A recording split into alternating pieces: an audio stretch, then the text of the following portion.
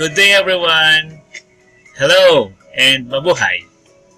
Ako nga pala si 100 Plus Guider Lorenzo Pableo at narito ako ngayon upang ibahagi sa inyo kung ano ang aming ginagawa at kailangang gawin sa mga panahong mabagal ang development ng community gaya ng nangyayari sa kasalukuyan. Bago po akong magsimula ay nais ko pong sanang banggitin na ako ay isang OFW dito sa Saudi Arabia. Okay, so pag-usapan po natin ngayon kung paano natin i-promote ang MMM. Ang pagpo-promote po natin sa community ay malaking tulong upang mas mapabilis ang pagbalik ng ating mga old Mavros. Paano po natin ito gagawin?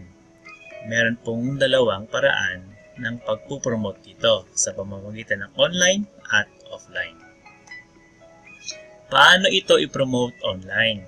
So, sa akin pong sitwasyon ay ito po yung pinakamadaling paraan para sa akin para ma-promote ito. Dahil alam naman ng karamihan na ang bansang aking kinaroroonan ay napaka-stricto sa maraming bagay. Kaya hindi po kami nakakapag-conduct ng seminar or offline event dito. Okay, so paano po ito gagawin online? Una, number 1, ako po bilang isang guider ay mayroon akong sariling FB group page para sa aking structure at ito naman ay para palagi akong nakakapagbigay ng updates para sa aking mga downlines.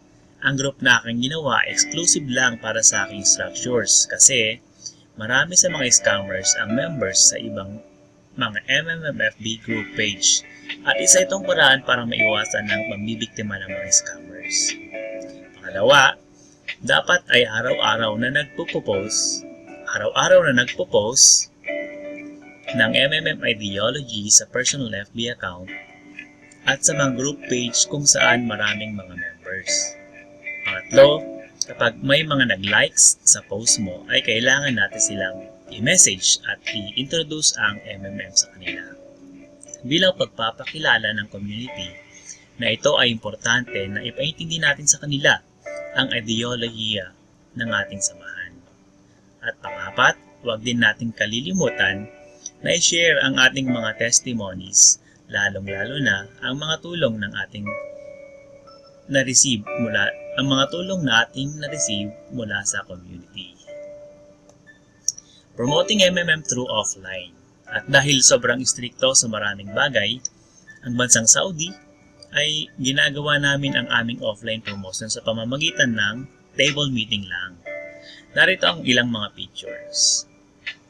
Okay, eto po noong after po ng work ko bilang isang waiter ay mayroon akong nakilalang dalawang kabayan na nabanggit ko sa kanila at naging interesado sa MMM community. Ngayon ay member na po sila.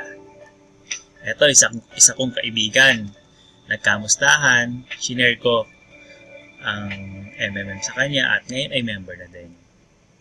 Ito naman after work, diretso po kami sa dinner with my workmates.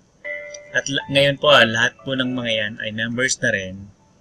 At meron na rin isang naging guider under my structure. Ito po siya, si Randy. Guider Randy Espeña. Masipag po yan mag-promote at mag-invite. Yan po. And then, MMM presentation in Barangay Rizal, Rosales, Pangasinan. Ito naman po ay MMM presentation ng isa sa aking mga downlines. Walang iba kundi yung aking asawa. Siya po yung presenter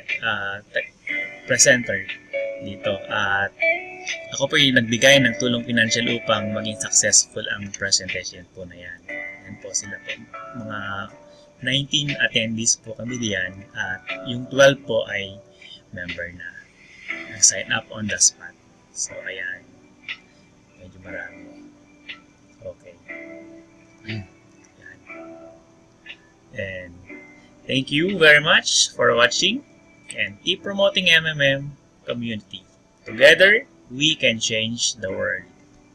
Bye-bye!